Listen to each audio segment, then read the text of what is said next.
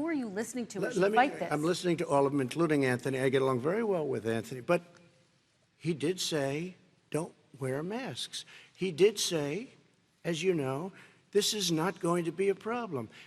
I think he's a Democrat, but that's okay. He said, this is not going to be a problem. We are not going to have a problem at all. When Joe says that, I said, Anthony Fauci said, and others, and many others, and I'm not knocking him a lot. Nobody knew. Look, nobody knew what this thing was. Nobody knew where it was coming from, what it was. We've learned a lot. But Anthony said, don't wear masks. Now he wants to wear masks. Anthony also said, if you look back, exact words, here's his exact words. This is no problem. This is going to go away soon. So he's allowed to make mistakes. He happens to be a good person. Vice President Biden, your response quickly, and then we're going to move on to the next section. My response is that think about what the president knew in January and didn't tell the American people.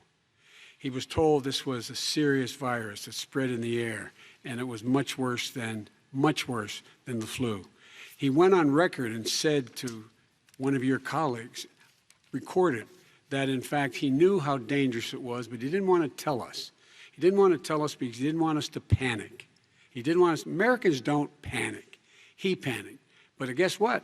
In the meantime, we found out in the New York Times the other day that, in fact, his folks went to Wall Street and said this is a really dangerous thing. And a memo out of that meeting, not from his administration, but from some of the brokers, said sell short because we got to get moving.